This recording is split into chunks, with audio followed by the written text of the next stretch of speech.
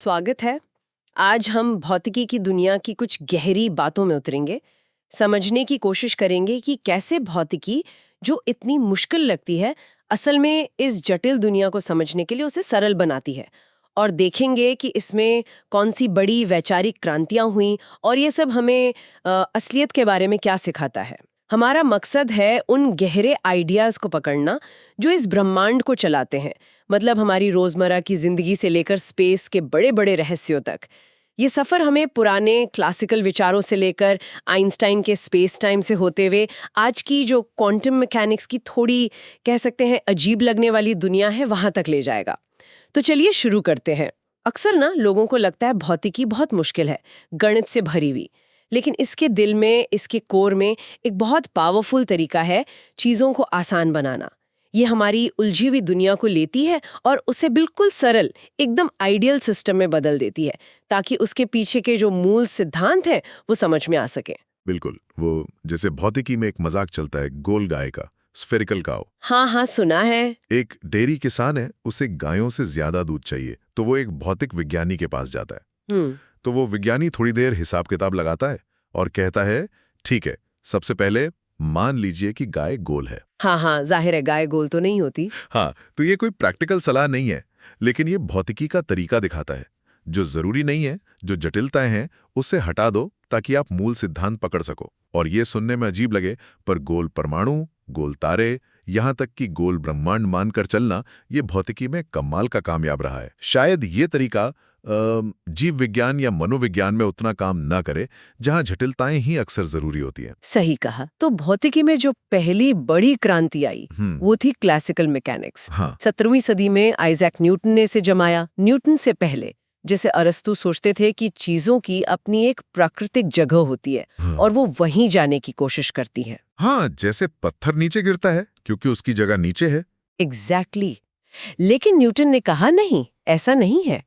अगर किसी चीज पर कोई बाहरी बल, कोई फोर्स न लगे, तो वो या तो रुकी रहेगी या फिर एक सीधी लाइन में एक ही स्पीड से चलती रहेगी। जड़त्व मतलब इनर्शिया। हाँ, ये पहला नियम था।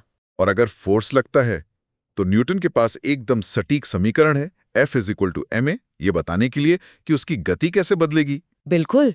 और इसी बुनियाद पर करीब 100 साल बाद पियरे साइमन लैप्लास ने एक आइडिया रखा जिसे लैप्लास का डेमन कहते हैं।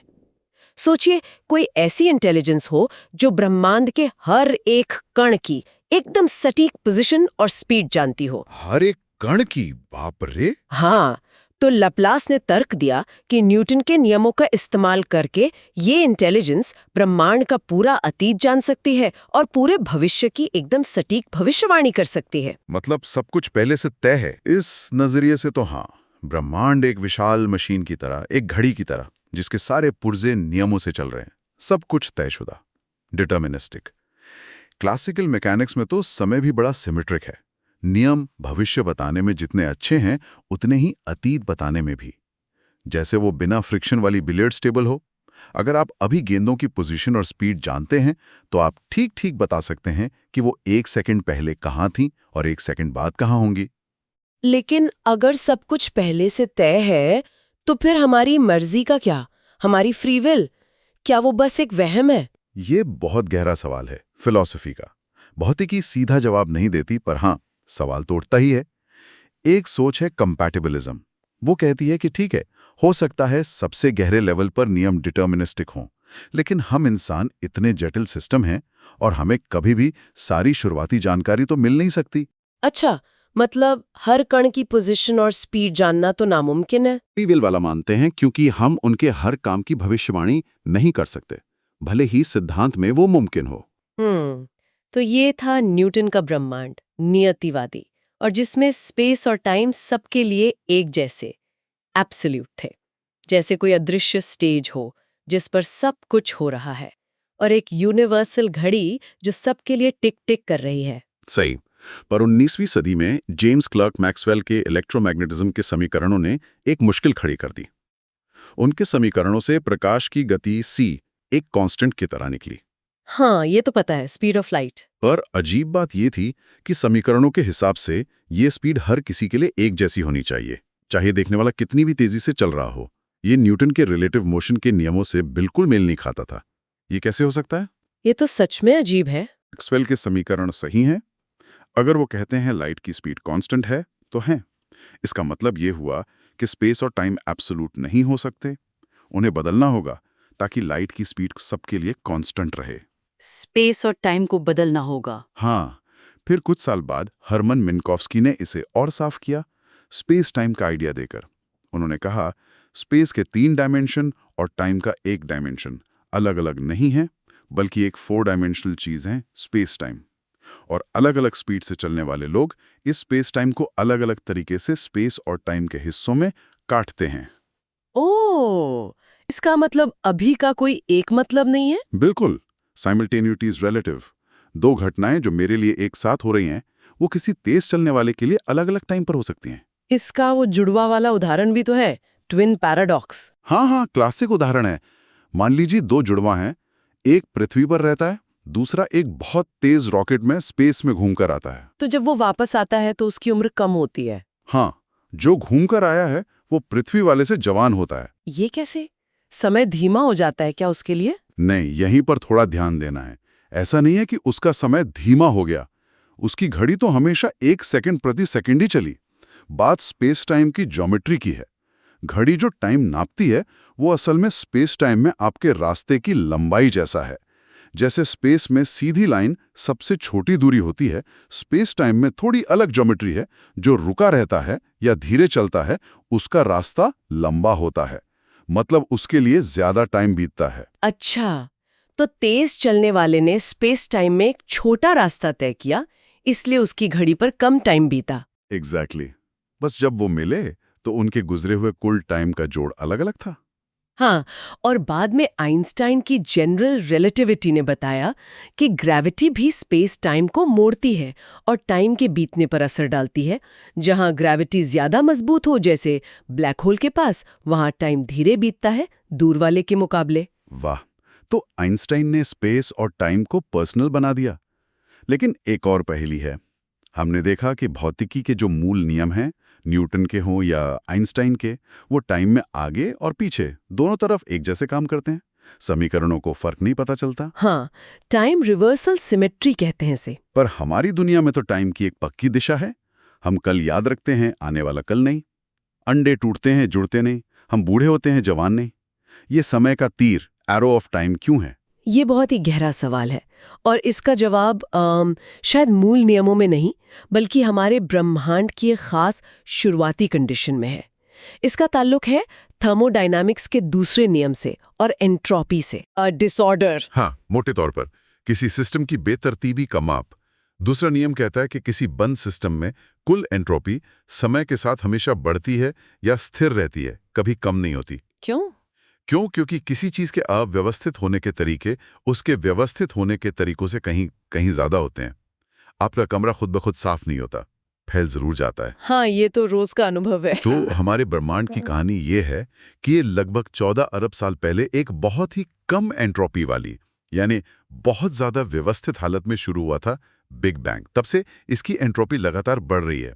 तारे बन रहे हैं, ऊर्जा फैल रही है, चीजें बन रही हैं, बिगड़ रही हैं। यही लगातार बढ़ती एंट्रोपी हमें टाइम की दिशा का एहसास कराती है। तो हम अतीत को याद रखते हैं, कम एंट्रोपी, हाँ। और भविष्य की ओर जाते हैं, ज्यादा एंट्रोपी। ये का एक बड़ा रहस्य है। चलिए आगे बढ़ते हैं। 19वीं सदी के आखिर तक लग रहा था कि भौतिकी लगभग पूरी हो गई है। न्यूटन, मैक्सवेल, दुनिया कणों और फील्ड से बनी है, नियम हमें पता है। पर कुछ छोटे मोटे दिक्कतें थी जो बाद में बहुत बड़ी साबित हुई। जैसे वो रदरफोर्ड का परमाणु मॉडल। इलेक्ट्रॉन नाभिक के चारों ओर घूम रहे हैं। हाँ, लेकिन क्लासिकल भौतिकी कहती है कि घूमता हुआ चार्ज पार्टिकल तो एनर्जी रेडिएट करेगा और घूमते घूमते फटाक से नाभिक में गिर जाएगा। पर परमाणु तो स्थिर होते हैं। बिल्कुल। यहीं से एंट्री होती है क्वांटम मैकेनिक्स की। लगभग 1925 के आसपास वर्नर हाइजेनबर्ग और इरविन श्रोडिंगर जैसे लोगों ने इसे डेवलप किया। और इसने तो मतलब असलियत की हमारी पूरी समझ को ही हिलाकर रख दिया। क्या कहा इसने? इसने कहा कि माइक्रोस्कोपिक लेवल पर चीजें ना तो पूरी तरह कण हैं, न ही पूरी तरह तरंग। वो कुछ अजीब तरह से दोनों हैं। वो तरंगों की तरह बर्ताव करती हैं जब तक उन्हें देखा ना जाए। और जैसे ही आप उन्हें नापते हैं वो कणों की तरह एक खास जगह पर पाई जाती हैं। मतलब देखने से चीजें बदल जाती हैं। हाँ, श्रोडिंगर ने एक समीकरण दिया, वेव फंक्शन, जो इस क्वांटम वेव के बदलने का हिसाब रखता है। शुरू में लगा कि शायद ये वेव ही फैली हुई है और नापने पर सिकुड़ जाती है। लेकिन ऐसा नहीं था। नहीं, मैक्स बॉर्न ने इसकी सही व्याख्या दी। उन्होंने कहा कि वेव फंक्शन असल में ये नहीं बताता कि कण कहाँ फैला है, बल्कि ये बताता है कि किसी खास हालत में, जैसे किसी जगह पर, कण के पाए जाने की संभावना क्या है, प्रोबेबिलिटी। ओह, तो क्वांटम मैकेनिक्स डिटर्मिनिस्टिक नहीं है, प्रोबेबिलिस्टिक है। लाप्लास के डेमन का तो खेल खत्म। बिल्कुल, ये एक बहुत बड़ा बदलाव था और इसने मेजरमेंट प्रॉब्लम को जन्म दिया। आखिर ये नापना या देखना है क्या भला? ये कौन सी जादुई चीज है जो संभावनाओं की वेव को एक पक्की असलियत में बदल देती है? क्या इसमें चेतना, कॉन्शियसनेस का कोई रोल है? इस पर बहुत बहस हुई है और अभी भी होती है। कोई पक्का जवाब नहीं है। हालांकि ज्यादातर भौतिक विज्ञानी मानते हैं कि ये एक फिजिकल इंटरैक्शन है। इसके लिए किसी चेतन दिमाग की जरूरत नहीं है। और ये वेव फंक्शन, क्या हम इसे विजुअलाइज कर सकते हैं? एक कण के लिए शायद कुछ हद तक, जैसे इलेक्ट्रॉन ऑर्बिटल की धुंधली तस्वीर। पर जैसे ही एक से ज्यादा कण आते हैं, खासकर जब वो एंटैंगल होते हैं, उलझे हुए होते हैं। एंटैंगलमेंट, ये क्या है? दो उलझे हुए कणों का अपना अलग वेव फंक्शन नहीं होता। उनका एक साझा वेव फंक्शन होता है जो दोनों को एक साथ डिस्क्राइब करता है, चाहे वो मीलों दूर क्यों ना हो। अगर आप एक कण को नापते हैं तो दूसरे कण की हालत उसी पल तय हो जाती है, लाइट की स्पीड से भी तेज। क्या? ये कैसे मुमकिन है? आइंस्टाइन को भी ये बहुत अजीब लगा था। उन्होंने इसे spooky action at a distance कहा था। ऐसी चीजों को समझने के लिए हमारी रोजमर्रा की सोच काम नहीं करती। हमें पूरी तरह गणित पर भरोसा करना पड़ता है। सच में स्पूकी है। तो क्वांटम मैकेनिक्स ने कणों की दुनिया को अजीब और संभाव्य बना दिया।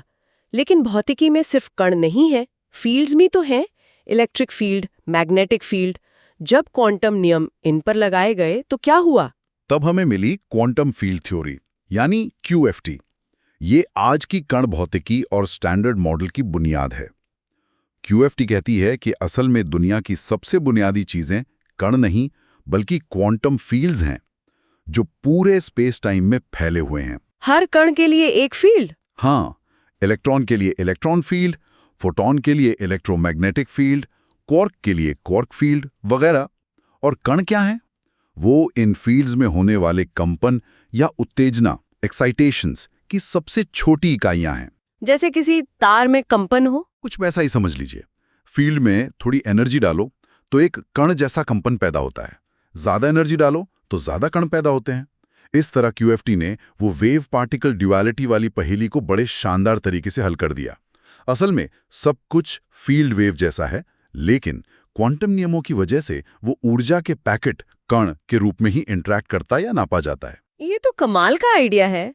तो क्या सारे फील्ड्स और कण एक जैसे हैं? नहीं, क्वांटम फील्ड्स और इसलिए कण भी मोटे तौर पर दो तरह के होते हैं, बोसॉन और फर्मियन। बोज और फर्मी के नाम पर? हाँ, सत्येंद्रनाथ बोस और एनरिक्यू फर्मी। बोसोनिक फील्ड्स के कंपन यानी बोसॉन कण एक ही क्वांटम स्टेट में एक साथ जमा हो सकते हैं। जैसे फोटॉन बोसॉन है, इसीलिए लेजर बीम बन सकती है। ज्यादातर फोर्स कैरी करने वाले कण बोसॉन है। दूसरी तरफ है फर्मियन। ये पॉली एक्सक्लूजन प्रिंसिपल मानते हैं। एक क्वांटम स्टेट में सिर्फ एक ही फर्मियन रह सकता है। अच्छा। पदार्थ बनाने वाले कण, इलेक्ट्रॉन, प्रोटॉन, न्यूट्रॉन बनाने वाले क्वार्क, ये सब फर्मियन है। इसी वजह से पदार्थ ठोस होता है, जगह घेरता है। आप दो इलेक्ट्रॉनों को एक ही ऑर्बिटल में एक ही स्पिन स्टेट में नहीं रख सकते। वो एक दूसरे को बाहर रखते हैं। समझ गए। तो क्वांटम फील्ड्स कंपन करके फर्मियन पदार्थ कण और बोसॉन बल कण बनाते हैं। इन सब को मिलाकर हमारी आज की समझ क्या है? क्या कोई लिस्ट है इन सब की? हाँ, हमारी जो सबसे कामयाब थ्योरी है, जो इन सभी ज्ञात कणों और 3 मूल बलों, ग्रेविटी छोड़कर, को डिस्क्राइब करती है, उसे स्टैंडर्ड मॉडल कहते हैं। और ये गजब की सफल रही है। इसमें पदार्थ कणों यानी फर्मियनों के 3 परिवार या पीढ़ियां हैं। हर पीढ़ी में 2 तरह के क्वार्क और 2 तरह के लेप्टॉन होते हैं। 3 पीढ़ियां? हाँ, पहली पीढ़ी में है अप और डाउन क्वार्क, ये मिलकर प्रोटॉन और न्यूट्रॉन बनाते हैं। और इलेक्ट्रॉन व इलेक्ट्रॉन न्यूट्रिनो, ये हमारे आसपास का सारा मैटर बनाते हैं। अच्छा, सिर्फ पहली पीढ़ी? हाँ, कमाल की बात के अंदर। दूसरी पीढ़ी में है चार्म और स्ट्रेंज क्वार्क, और म्यूऑन व म्यूऑन न्यूट्रिनो। तीसरी में टॉप और बॉटम क्वार्क और टाउ व टाउ न्यूट्रिनो। ये कुल 12 हो गए मौलिक पदार्थ कण। लेकिन अगर सारा मैटर पहली पीढ़ी से बनता है तो बाकी दो का क्या काम? वो बहुत भारी और अनस्टेबल होते हैं। वो बनते हैं और तुरंत ही टूटकर पहली पीढ़ी के कणों में बदल जाते हैं। वो सिर्फ हाई एनर्जी टक्करों में या यूनिवर्स की शुरुआत में ही अहम थे। और बल? स्टैंडर्ड मॉडल में 4 मूल बल हैं। इलेक्ट्रोमैग्नेटिज्म फोटॉन से, स्ट्रॉन्ग न्यूक्लियर फोर्स ग्लूऑन से, ये क्वार्कों को बांधता है। वीक न्यूक्लियर फोर्स W और Z बोसॉन से, ये रेडियो एक्टिविटी के लिए जिम्मेदार है। चौथा बल है ग्रेविटी, जो स्टैंडर्ड मॉडल में शामिल नहीं है। माना जाता है कि इसका कण ग्रेविटॉन है, पर अभी मिला नहीं है। और वो हिग्स बोसॉन? हाँ, वो भी है। हिग्स बोसॉन और हिग्स फील्ड, ये कई मौलिक कणों को उनका वजन यानी मास देता है। तुम विवरण नहीं देता, ये नहीं समझाता कि यूनिवर्स का 95% हिस्सा डार्क मैटर और डार्क एनर्जी क्यों है। बिग बैंग के ठीक बाद क्या हुआ ये नहीं बता सकता। तो फिजिसिस्ट लगातार स्टैंडर्ड मॉडल से आगे जाने वाली नई थ्योरी की तलाश में हैं। ये सोचना कितना दिलचस्प है कि कैसे इतने सारे नियमों और कणों के झुंड से हमारी जानी पहचानी दुनिया उभरती है। ये इमर्जेंस का आइडिया है ना? हाँ, इमर्जेंस बहुत पावरफुल आइडिया है कि कैसे बड़े स्केल का बर्ताव छोटे स्केल के नियमों से पैदा होता है। लेकिन बड़े स्केल को समझने के लिए आपको हमेशा छोटे स्केल की हर डिटेल जानने की जरूरत नहीं होती। जैसे पानी के गीलेपन को समझने के लिए हर H2O मॉलिक्यूल का क्वांटम बिहेवियर नहीं जानना पड़ता। एग्जैक्टली। बड़े स्केल के गुण, दबाव, तापमान, यहाँ तक कि जीवन छोटे स्केल के हिस्सों और उनके इंटरैक्शन से उभरते हैं, पर उनका अपना एक लेवल होता है, अपनी भाषा, अपने नियम। हमारी कोर थियरी, जनरल रिलेटिविटी और स्टैंडर्ड मॉडल लगभग सारी रोजमर्रा की फिजिक्स, केमिस्ट्री और बायोलॉजी की भी बुनियाद हैं। लेकिन सिर्फ ये नियम जानने से आप ये नहीं समझ सकते कि प्रोटीन कैसे फोल्ड होता है या चेतना कैसे काम करती है। हर लेवल का अपना महत्व है। हाँ, और साथ ही भौतिकी हमें सीमाएं भी बताती है कि क्या मुमकिन नहीं है। आप लाइट से तेज नहीं जा सकते, आप बिना एनर्जी के मशीन नहीं चला सकते। ये पॉसिबिलिटी का दायरा तय करती है। और ये सारा ज्ञान, ये थियोरियां, ये किसी एक जीनियस के दिमाग की उपज नहीं है। विज्ञान की जो प्रक्रिया है वो कहीं ज्यादा मिली-जुली और सहयोगी है। बिल्कुल। विज्ञान सिर्फ फैक्ट्स या इक्वेशंस का कलेक्शन नहीं है, ये एक प्रोसेस है। दुनिया को देखने, सवाल पूछने का एक तरीका है, और ये हमेशा से एक कलेक्टिव कोशिश रही है। न्यूटन ने खुद कहा था कि वो दानवों के कंधों पर खड़े होकर ही आगे देख पाए। आइंस्टाइन को जनरल रिलेटिविटी के मैथ्स के लिए दोस्त मार्सेल ग्रॉसमैन की मदद लेनी पड़ी। क्वांटम मैकेनिक्स तो जैसे पूरी टीम का काम था। हाँ, Planck, Einstein, bore, Heisenberg, Schrodinger, born, poly, Dirac, दर्जनों लोग थे। सालों तक बहस चली, आइडियाज टकराए, तब जाकर ये थ्योरी बनी। विज्ञान ऐसे ही आगे बढ़ता है, आइडियाज के लेन देन, क्रिटिसिज्म और वेरिफिकेशन से। और शायद सबसे एक्साइटिंग पल वो होते हैं जब कोई एक्सपेरिमेंट या ऑब्जर्वेशन मौजूदा थ्योरी से मेल नहीं खाता, जब नेचर हमें सरप्राइज करती है। निश्चित रूप से, जब कोई भरोसेमंद डेटा किसी जमी जमाई थ्योरी को गलत साबित करता है, तो वो निराशा का नहीं बल्कि जश्न का मौका होता है, क्योंकि वही नई खोजों का दरवाजा खोलता है। विडंबना ये है कि आजकल फंडामेंटल फिजिक्स में हमारी थ्योरीज, स्टैंडर्ड मॉडल और जनरल रिलेटिविटी इतनी ज्यादा कामयाब हैं कि वो लगभग हर एक्सपेरिमेंट से परफेक्टली मैच करती हैं। तो प्रगति मुश्किल हो गई है। थोड़ी धीमी जरूर हो गई है। हमें नए एक्सपेरिमेंटल हिंट्स की सख्त जरूरत है जो हमें इन थ्योरीज की हदों के पार ले जा सकें। कुछ लोग उम्मीद कर रहे हैं कि एआई शायद नए पैटर्न्स ढूंढने या मुश्किल कैलकुलेशन करने में मदद करके कोई ब्रेक थ्रू ला सकता है, पर देखना होगा। एआई एक टूल तो है, पर क्या वो सचमुच नया क्रिएटिव आइडिया सोच सकता है? कहना मुश्किल है। तो आज के इस बातचीत में हमने भौतिकी की एक लंबी कहानी देखी। हमने देखा कि कैसे भौतिकी कॉम्प्लेक्सिटी को सिंपल बनाने की कोशिश करती है। हमने न्यूटन के डिटर्मिनिस्टिक यूनिवर्स से शुरू किया, फिर आइंस्टाइन की स्पेस टाइम क्रांति को समझा जहां स्पेस और टाइम फ्लेक्सिबल हो गए। हमने टाइम के एक तरफा बहाव के पीछे एंट्रोपी का रोल देखा, और फिर क्वांटम मैकेनिक्स की अजीब प्रोबेबिलिस्टिक दुनिया में गए जहां असलियत मेजरमेंट पर डिपेंड करती है और कण एंटेंगल हो सकते हैं।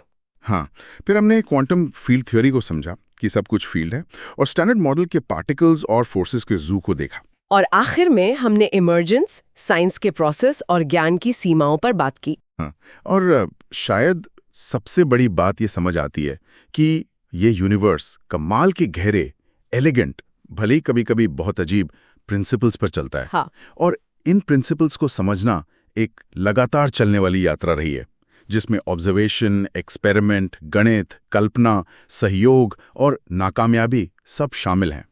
ये सिर्फ इक्वेशंस नहीं है, ये असलियत की परतों को खोलने की एक इंसानी कोशिश है। और ये कोशिश हमेशा हमें नए रहस्यों और नए सवालों के सामने लाकर खड़ा कर देती है। बिल्कुल। तो आज की चर्चा से आपने क्या सीखा, कौन सा हिस्सा सबसे दिलचस्प लगा? अगर इन बातों को समझाने का कोई और बेहतर तरीका हो सकता है तो हमें जरूर बताइएगा। आपकी प्रतिक्रिया से हमें इन चर्चाओं को और भी स्पष्ट और दिलचस्प बनाने में मदद मिलेगी।